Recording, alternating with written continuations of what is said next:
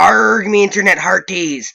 I be Ben Warner from the Warner channel on YouTube, and we be continuing Pirate Month. So last time I kind of had to gloss over some stuff. So if you haven't seen the first review, go check it out. And basically, here's what I kind of skipped over. So, Will Turner and Jack Sparrow ratted out the island of zombie pirates and mine treasure to the British police, and they all came on boats, and then Will Turner broke the curse with his blood, and all the zombie pirates became regular pirates that immediately turned themselves over, and after that, Jack Sparrow was taken into custody, but Elizabeth Swann helped him escape. So in the sequel, Elizabeth Swann is about to be taken to jail or whatever for letting him go, but since Will Turner helped him catch a bunch of pirates there, letting him stay or whatever unless he brings back Jack Sparrow. Meanwhile, Will Turner Sr.'s came back as some zombie pirate fish guy who says that apparently when he was drowned, he was tied to a cannon and sunk to the bottom of the ocean, and in order to get out of that situation, he swore his soul to the pirate equivalent of the devil, Davy Jones. And he says that apparently Jack Sparrow made a similar deal where for selling his soul, he got the Black Pearl and a crew on loan for 13 years. And even though his crew had committed a mutiny against him, they're still counting this as part of his 13 years. And now they want him to pay his soul to the piper. So they don't really explain how this stuff happens. He just sort of stumbles on supernatural stuff like pirate devils and zombie pirates. It just sort of happens to this guy. Considering the way he just stumbles into supernatural adventures, I once again relate Pirates of the Caribbean to Doctor Who.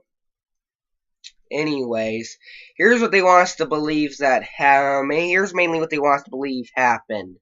So apparently Jack Sparrow was a regular guy until he met a pirate with a squid for a head that was apparently that was probably a Vilgax ripoff since Ben 10 came out a few years before this. And then he sold his soul to him to have a ship and crew on loan. And then that crew betrayed him and left him on an island to get drunk and tie sea turtles there with his back hair. And then while he was on the island, his crew became zombie pirates. Yeah, it's weird.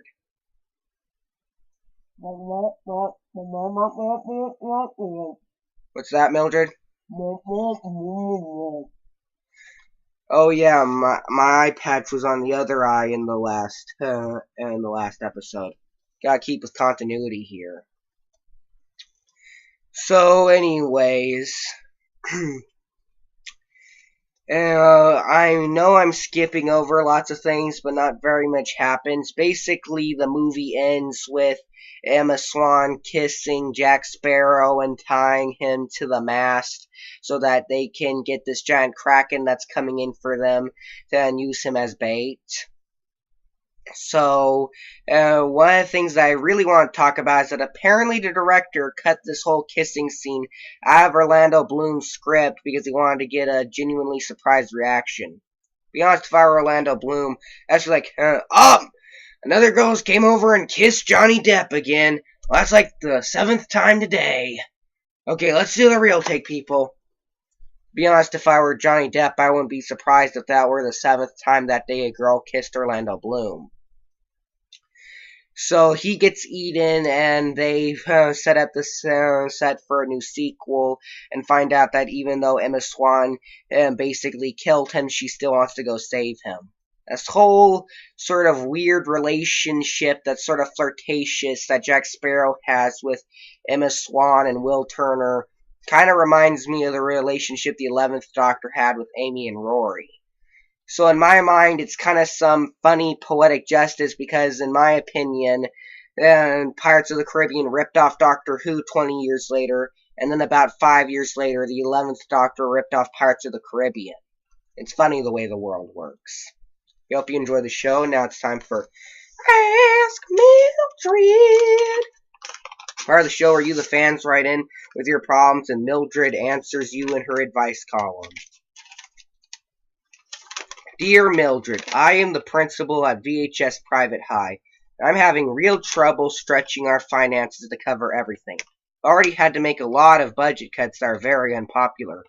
I know that you and Ben do a lot with a very small budget, so I'm hoping you can give me some advice. Recently, we had to lay off our school nurse so I could use her matching pension fund to pay off my limo.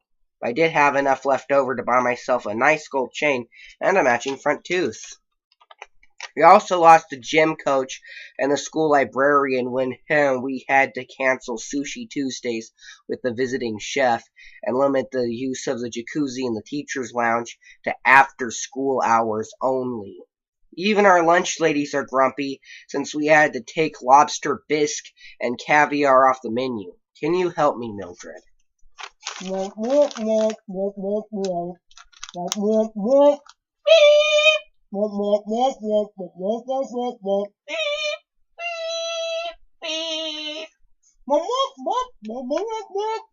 Yeah, that's our new censorship program, Mildred. This is a family show, no matter how strongly you feel about this.